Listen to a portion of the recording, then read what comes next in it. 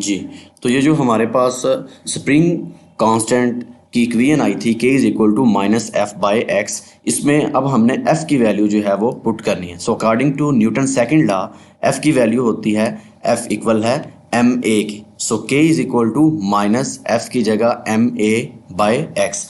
अब हमने इस इक्वेशन को रीअरेंज करना है कुछ इस तरीके से कि हमारे पास जो एक्सेलरेशन है a वो हमारे पास इक्वेशन के एक साइड पे आ जाए। सो x इधर डिवाइड हो रहा है, ये इक्वेशन के दूसरी साइड पे जाएगा तो ये मल्टीप्लाई हो जाएगा।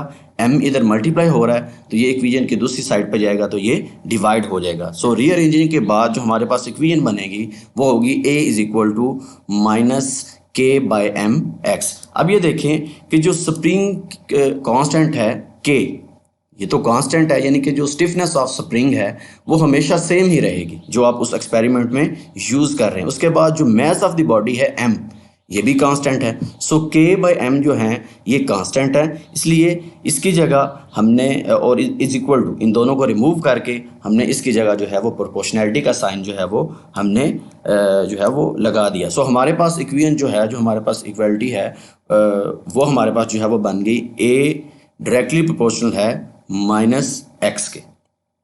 अब इसका मतलब ये है कि जो एक्सेलरेशन है वो डायरेक्टली प्रोपोर्शनल है एक्स के। अब एक्स हमारे पास क्या है, एक्स है displacement of the body on the either side of the mean position. So simple harmonic motion की डेफिनेशन में हमने ये चीज़ जो है वो डिस्कस की थी कि जो बॉडी सिंपल हार्मोनिक मोशन को एग्जिबिट कर रही होती है उसके लिए ये ज़रूरी है कि उसका एक्सेलरेशन डायरेक्टली प्रोपोर्शनल हो उसके डिस्प्लेसमेंट के।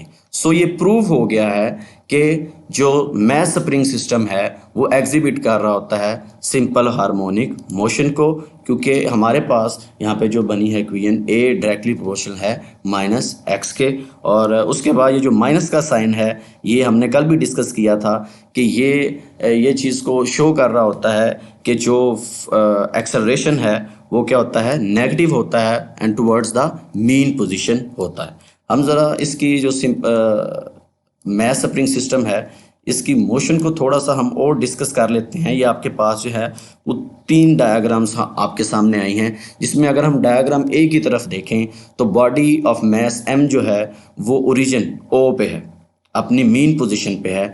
यहाँ पे इसका जो x डिस्प्लेसमेंट है वो भी ज़ीरो है और फोर्स जो है वो भी इस पे लगाई जाने वाली ज़ीरो है।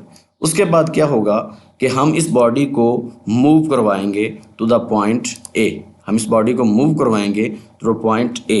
जब ये बॉडी पॉइंट A पे जाएगी तो स्प्रिंग जो है वो इस बॉडी को मीन पोजीशन O की तरफ जो है वो खींचेगा, ठीक है। और जब हम बॉडी जो है वो यहाँ से मूव करती हुई O पे आएगी, यहाँ पे जो है वो इसका जो इसका एक्सेलरेशन है, जो इसकी वेलोसिटी है यहाँ पे, सॉरी, जो इसकी वेलोसिटी है वो यहाँ पे मैक्सिमम होगी और बॉडी जो है वो यहाँ पे स्टॉप नहीं कर सकेगी और वो पॉइंट B की तरफ जो है वो जाएगी। जब वो पॉइंट B पे पहुँचेगी तो यहाँ पे जो स्प्रिंग है वो उसको जो है वो उस पर फोर्स लगाएगा टुवर्ड्स द मीन पोजीशन। सो इस तरह बॉडी जो है वो अपनी मीन पोजीशन के टू एंड फ्रो जो है वो मूव करती रहेगी और इस तरह ये एग्जिबिट करेगी सिंपल हार्मोनिक मोशन को। एंड ये हमारा जो है वो आज का सेकंड लेक्चर था जिसमें हमने ये प्रूव किया कि जो मास स्प्रिंग सिस्टम है ये सिंपल हार्मोनिक मोशन को एग्जिबिट करता है और इसमें इसका जो एक्सेलरेशन होता है वो डायरेक्टली प्रोपोर्शनल होता है इसके डिस्प्लेसमेंट के। अल्लाह हाफिज़।